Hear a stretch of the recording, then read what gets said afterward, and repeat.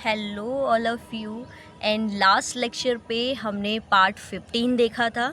ठीक है, तो आज का जो कोटेशन है आप लोगों के लिए वो है, जब तक ना सफल हो नींद चैन को त्यागो तुम, जब तक सफल ना हो नींद चैन को त्यागो तुम, संघर्ष का मैदान छोड़कर मत भागो तुम, कुछ किए बिना जय जयकार नहीं होती, कोशिश करने वालों की कभी हार नहीं होती। ठीक है, तो अब इसी कोटेशन के साथ हम क्या करेंगे, पार्ट 16 स्टार्ट करेंगे।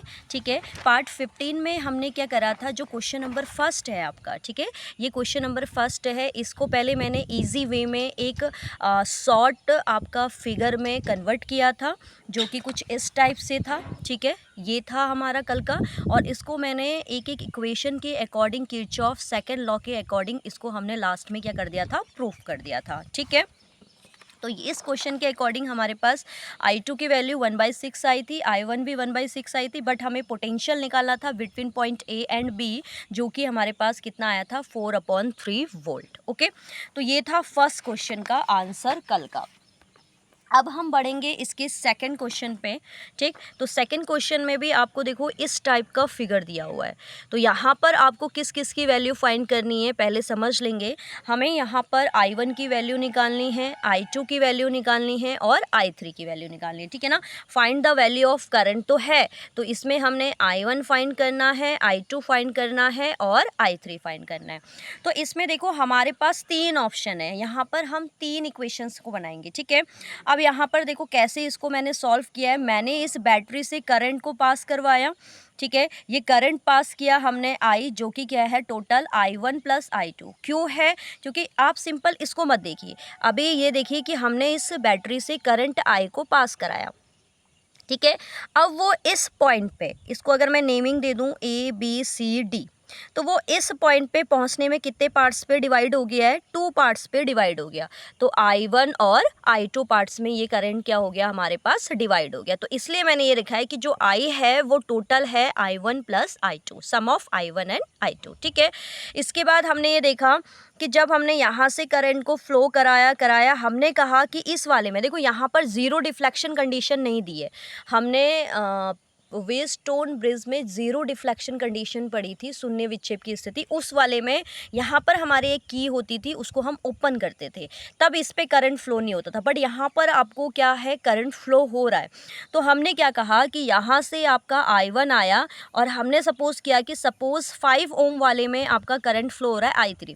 तो आपको पता है कि ये I1 आ रहा था, नीचे आपका I3 चला गया, तो इसके आगे क्या जाएगा, BC वाली साइड पे I1 में से, अब यानी कि जो I1 करंट आ रहा है उसमें से अगर मैं ये वाले को माइनस कर दूं I3 को, तो मेरे पास इसकी वैल्यू निकल जाएगी। तो BC साइड पे जो करंट है वो है I1 माइनस I3। क्लियर है, क्योंकि पहले फिगर को समझना जरूरी है। अब यहाँ पर से थोड़ा सा आएंगे, देखो A और D साइड की बात करें तो ये करंट आ रहा है I2 आया, बट यहाँ से देखो क्या आ रहा है, I3 आ रहा है और ये I2 आ रहा है, तो ये दोनों मिलकर आगे की ओर निकल जाएंगे, जो कि हो जाएगा I2 प्लस I3। यहाँ प्लस हो रहा है, यहाँ माइनस हो रहा है, थोड़ा सा ध्यान रखेंगे। ठीक है, तो अब आपको सारी ही साइड पे क्या मिल गए हैं, करंट मिल गए हैं। तो जब हमें सारी साइड पे करंट मिल गए, तो अब हम ईजिली इसको सॉल्व कर सकते हैं, क्योंकि साइड में हमें करंट ही तो चाहिए होता है, और क्या चाहिए होता है। ठीक है, तो हम क्या करेंगे, इसको सॉल्व करने के लिए सिंपली किरचॉफ के सेकंड लॉ को फॉलो कराएंगे। जब हम किरचॉफ के सेकंड लॉ को देखेंगे, तो किरचॉफ के सेकंड लॉ हमसे ये कहता है कि समीशन ऑफ E जो होता है वो समीशन ऑफ IR के क्या होता है, हमारे पास इक्वल होता है। तो जब हम दोनों समीशंस को देखेंगे, तो दोनों समीशन के अकॉर्डिंग हमारे पास क्या मिल जाएगा, हमें फाइनली उसका आंसर मिल जाएगा। ठीक है, तो यहाँ पर देखो मैं पहले कौन सा सर्किट ले रही हूँ, सर्किट के हिसाब से हम चलेंगे यहाँ पर।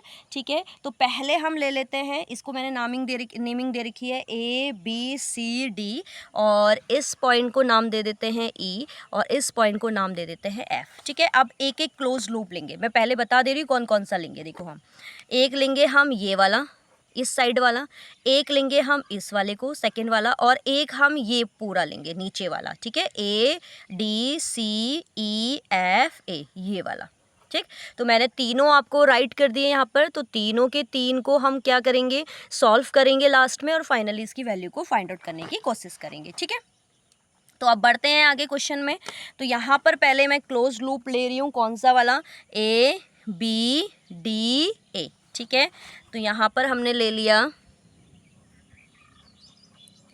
Closed loop. बिल्कुल इजी वे में करना है, ज़्यादा जल्दीबाजी नहीं करनी है, क्योंकि अगर हमें कॉन्सेप्ट समझ में आ गए तो कैसा भी सर्किट, कितना भी कॉम्प्लेक्स सर्किट हमारे एग्जाम में आ जाए तो हम इजीली सॉल्व उसको कर पाएंगे, ठीक है। तो क्लोज लूप हमने कौन सा लिया, ये फर्स्ट वाला A B D A, ठीक है। तो इसमें अगर हम वही सेम क्या है, किरचॉफ का सेकंड लॉ लगाएंगे, then Kirchhoff's second law, according to Kirchhoff second law, according to Kirchhoff second law. तो according to Kirchhoff second law पहले मैं राइट कर दे रही हूँ, समीशन ई जो होता है वो समीशन किसके इक्वल होता है, आई आर के इक्वल होता है। ये है हमारा किरचॉफ का सेकेंड लॉ। तो इसके अकॉर्डिंग अगर मैं आगे बढ़ूँ तो हमने आई आर के प्रोडक्ट को ई के बराबर रखना है। तो देखो यहाँ से हमने चलना स्टार्ट किया है ऐसे, तो इसमें देखो करंट जो है I1 है और रेजिस्टेंस है 10, तो ये हो जाएगा हमारे पास 10I1, ठीक है। इसके बाद आगे बढ़ेंगे हम, यहाँ से गए, अब नीचे को देखो करंट आपका I3 है और रेजिस्टेंस कितना है 5 है, तो ये हो जाएगा +5I3। अब मैंने प्लस का क्यों लिया, देखो आपकी डायरेक्शन भी यही है और आप नीचे जा रहे हो तो डायरेक्शन सेम डायरेक्शन में आप जा रहे हो, ठीक है। इसके बाद हम यहाँ पहुँचे, अब हमारी देखो हमारी डायरेक्शन ये चल रही है, ये हम हमारे हिसाब से हम ऊपर को जाएंगे, बट करंट की डायरेक्शन क्या है, डाउन की ओर है, तो ये माइनस में होगा और देन रेजिस्टेंस हो गया 5, तो ये हो गया -5I2। और इक्वल में यहाँ पर अगर मैं इस सर्किट पे देखूँ, कोई भी बैटरी आपने यूज़ की है नहीं, बैटरी आपके पूरे सर्किट के लिए है, तो यहाँ पर ये हो जाएगा =0। तो आई होप आपको फर्स्ट इक्वेशन समझ में आ गई होगी, क्योंकि अगर आपको इक्वेशन से समझ में आ गई तो आप इजीली क्वेश्चंस को कर पाएंगे। तो इसको मैं थोड़ा सा और सिंप्लीफाई कर देती हूँ, ठीक है। 10 अगर मैं कॉमन या 5 से डिवाइड कर दूँ पूरी इक्वेशन को, ये हो जाएगा 2I1 प्लस का I3 और माइनस का I2, इक्वल में क्या आ जाएगा, 0 आ जाएगा, ठीक है। तो इसको लेते हैं हम इक्वेशन फर्स्ट, ठीक है। मैंने पूरी इक्वेशन को 5 से डिवाइड कर दिया, क्लियर है, ठीक। अब हम आगे बढ़ते हैं इसमें, अगर मैं यहाँ पर कौन सा है, आप सेकंड वाला लूप देखिए क्या है, सेकंड वाला है BCDB, कौन सा है, BCDB। तो क्लोज्ड लूप यानी कि बंद पास, ठीक है। मैंने दोनों नेम में यहाँ पर यूज़ कर दे रही हूँ, ऊपर वाले में मैंने क्लोज लूप यूज़ किया है, जिसको हम हिंदी में बंद पास कहते हैं।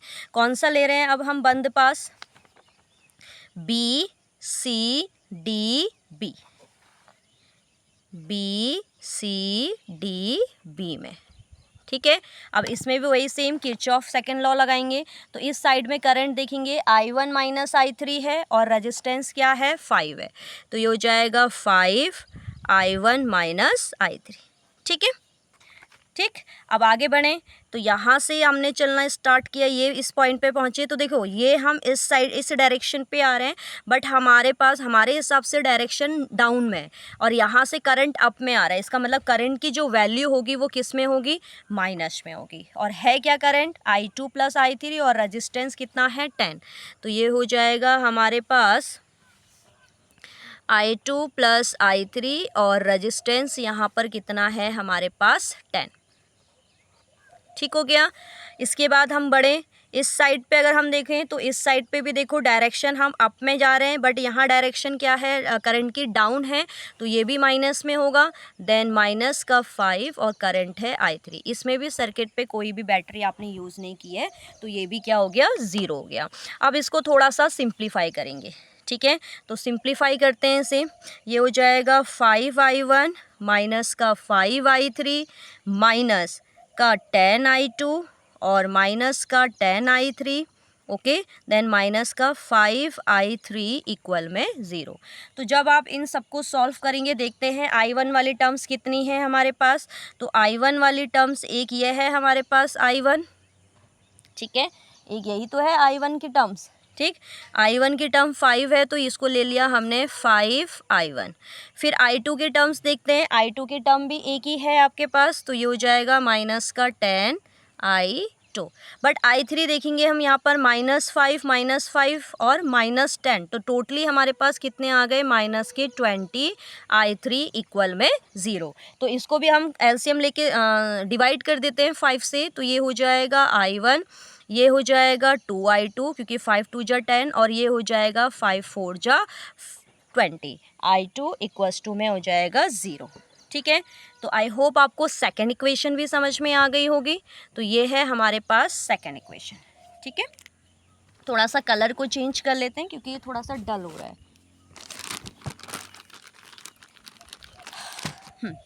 अब हमने तीसरा, मैंने क्या बोला था, तीसरा हम ये लेंगे, ये नीचे वाला सर्किट। ठीक है, तो क्या बनेगा इसका कि जो बंद पास है या क्लोज लूप है, A D C E F A, क्या लिया मैंने, क्लोज लूप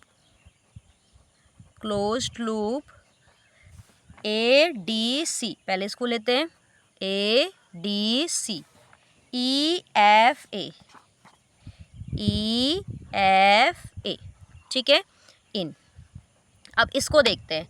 अब इसके हिसाब से अगर मैं चलूँ तो ये क्या हो जाएगा हमारे पास, देखते हैं इसकी इक्वेशन को सॉल्व करते हैं थोड़ा सा।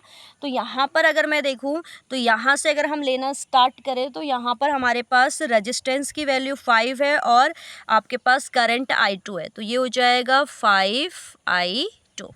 ठीक है, फिर आगे बढ़े, देखो सेम डायरेक्शन है, सेम डायरेक्शन में यहाँ रेजिस्टेंस 10 है और करंट है I2 प्लस I3, तो +10 और ये हो जाएगा I2 प्लस का I3। क्लियर है। इसके बाद हम नीचे गए, अब यहाँ से अब ये करंट की डायरेक्शन हम देखेंगे थोड़ा सा। तो यहाँ पर रेजिस्टेंस 10 है, तो यहाँ करंट कौन सा फ्लो हो रहा है, तो देखो यहाँ जो करंट फ्लो होगा आपको पता है कि यहाँ से कंप्लीटली I1 आया। ठीक है, अब ये I3 से इन दोनों, ये दोनों करंट का मिक्सअप यहाँ पर आएगा, किन दो करंट का, I1 और इसका, तो मिक्सअप ले लेते हैं, I1 माइनस I3 प्लस का I2 प्लस का I3। तो आप देख रहे हैं इससे ये कैंसिल हो रहा है, तो फाइनली मेरे पास इस साइड पे जो करंट फ्लो हो रहा है वो हो रहा है I1 प्लस I2। क्लियर हुआ ये वाला पोर्शन, क्योंकि देखो यहाँ से आपका करंट आ रहा है इस साइड से I1 माइनस I3, यहाँ से करंट आ रहा है I2 प्लस I3, मीट यहाँ पर ईच अदर कहाँ पर करेंगे, पॉइंट C पे। तो जब पॉइंट C पे करंट होगा तो वो इन दोनों का सम होगा, तो जब हमने इन दोनों का सम किया तो I3 से I3 कैंसिल आउट हो गया, तो इसका मतलब इस साइड पे जो करंट है वो है I1 प्लस I2 और रेजिस्टेंस कितना है 10, तो ये हो जाएगा प्लस का 10 हो जाएगा। और इसके बाद हमारे पास क्या हो जाएगा, 10 के बाद इसमें रेजिस्टेंस क्या हो जाएगा, I1 प्लस I2 और इक्वल में यहाँ अगर हम देखें तो यहाँ थोड़ा सा आपको दिख रहा है कि जब मैं ये नीचे वाला सर्किट यूज़ कर रही हूँ तो नीचे वाले सर्किट में आपकी बैटरी कनेक्टेड है, कितनी है, 10 है, जबकि यहाँ कोई गैल्वेनोमीटर आपको नहीं दिख रहा था, इसलिए हमने बराबर में क्या रखा था, 0 रखा था। बट यहाँ पर आप 0 नहीं रख सकते, क्यों नहीं रख सकते, क्योंकि ये नीचे वाले थर्ड वाले सर्किट पे आपकी 10 वोल्ट की बैटरी कनेक्टेड है। देख लीजिए मैंने नेमिंग कर रखी है, फर्स्ट इक्वेशन इस वाले क्लोज लूप से आई है, सेकेंड इससे आई है, थर्ड ये नीचे वाले का है। ठीक है, नीचे वाला मतलब इस टाइप का जो बना हुआ है ये कंप्लीट, ये थर्ड है। ठीक है, तो इसके बाद हम इसको अगर सॉल्व करें तो इक्वल में हमारे पास अब क्या आएगा, 0 ना आकर क्या आएगा, 10 आएगा। इसको सिंप्लीफाई करते हैं, then 5I2 plus 10I2 plus 10I3 plus 10I1 और प्लस 10I2 और इक्वल में आ जाएगा आपके पास फाइनली 10। तो इसको थोड़ा सॉल्व करते हैं, तो I1 आपके पास एक ही है। ठीक है, तो I1 की अगर मैं वैल्यू देखूं, एक है 10I1 और इधर आपको अगर I1 मिल रहा है तो इधर नहीं है ना आपके पास I1, तो I1 सिर्फ एक ही है, 10I1। ठीक है, I2 की वैल्यू देखते हैं, I2 आपका 5I2 यह है, 10I2 यह है, 10I2 यह है, तो 10 और 10 20 तो ये हो गए, एंड देन 5 हमारे पास हो जाएगा 25। तो I2 की वैल्यू अगर हम देखें तो 10 ये है, 5 ये हो गया, ये यानी कि टोटल आ रहा है 25 I2। ठीक है, एंड देन प्लस में क्या है, 10 I3 है और इक्वल में कितना आ जाएगा, 10। अगर मैं पूरी इक्वेशन को 10 से डिवाइड करूँ तो ये हो जाएगा 2I1, ये हो जाएगा 5I2 और ये भी हो जाएगा 2I3 और इक्वल में कितना आ जाएगा, 5 2 जा 10। तो फाइनली आपको अभी सिर्फ और सिर्फ इक्वेशन मिली है। ठीक है, थोड़ा सा लेंदी है क्वेश्चन, इक्वेशंस, बट आप एक एक स्टेप को बहुत अच्छे से समझेंगे। तो हमने क्लोज लूप फर्स्ट के अकॉर्डिंग निकाल दी, क्लोज लूप सेकंड के अकॉर्डिंग निकाल दी और क्लोज लूप थर्ड के अकॉर्डिंग निकाल दी। क्लियर है? अब हम इनको थोड़ा सा सिंप्लीफाई करेंगे। देन अब हम क्या ले रहे हैं, फर्स्ट इक्वेशन से थोड़ा सा छोटी छोटी इक्वेशंस बनाते हैं। तो फ्रॉम इक्वेशन फर्स्ट, पहले फर्स्ट इक्वेशन को लेते हैं। फर्स्ट इक्वेशन क्या है हमारे पास, देखेंगे। फर्स्ट इक्वेशन हमारे पास आई थी 2i1 + i3 - i2। क्या है, 2i1 प्लस का i3 और माइनस का i2 इक्वल में क्या है, 0 है। तो यहाँ से हम क्या करेंगे, i2 की वैल्यू निकाल लेते हैं। i2 यहाँ पर आपका नेगेटिव है, देन राइट साइड पे पॉजिटिव हो जाएगा, यानी कि i2 की वैल्यू आ रही है 2i1 + i3। ठीक है, इसको ले लेते हैं इक्वेशन नंबर 4, क्योंकि हम ऐसे ही i3 या i2 के बेस पे हमें इक्वेशन को फाइंड आउट करना पड़ेगा। ठीक है, इसके बाद हम क्या ले लेते हैं, जो दूसरी इक्वेशन निकाली है फ्रॉम इक्वेशन सेकेंड। अगर इक्वेशन सेकेंड के से भी हमारी कोई ना कोई सिंपल वैल्यू आएगी। इक्वेशन सेकेंड है i1 - 2i2 - 4i3। तो इन दोनों माइनस को राइट साइड पे ले जाएंगे, तो ये आ जाएगा i1 इक्वल में 2i2 और प्लस का 4i3। ठीक है, तो ये हो गई हमारे पास फाइनल कौन से नंबर की इक्वेशन हो गई, इक्वेशन 5। ठीक है, अब हम क्या करेंगे, देखो अब हमारे पास ईजिली अब सॉल्व हो जाएगा। हम क्या करते हैं कि जो i1 की वैल्यू है, ठीक है, जो i1 की ये वैल्यू है, इसको हम उठाकर किस इक्वेशन में रख देते हैं, इस वाली इक्वेशन में। मतलब i1 की जो वैल्यू है उसको हम इक्वेशन किस पे रख देते हैं, 4 पे। ठीक, इसको हम यहीं पे कर देते हैं, i1 का मान किस पे रखने पर, समीकरण 4 में। तो समीकरण 4 क्या है, इसको थोड़ा सा राइट कर लेते हैं। समीकरण 4 जो है, i2 इक्वल है 2i1 + i3। i2 इक्वल है 2i1 प्लस का i3। ठीक है, तो यहाँ पर हमें किसकी वैल्यू रखनी है, i1 की वैल्यू रखनी है। इक्वेशन 5 से i1 है 2i2 + 4i3, 2i2 + 4i3। तो यहाँ से i2 की वैल्यू कितनी आ जाएगी, 4i2 + 4 × 2 = 8i3। तो इसके बेस पे हमारे पास क्या हो जाएगा, इसके बेस पे हमारे पास i2 की वैल्यू आपके पास क्या आ गई।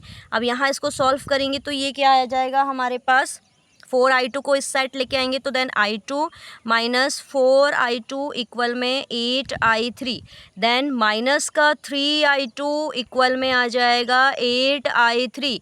देन i2 की वैल्यू हमारे पास कितनी आ जाएगी, i2 की वैल्यू हमारे पास आ जाएगी कितनी, 3i3।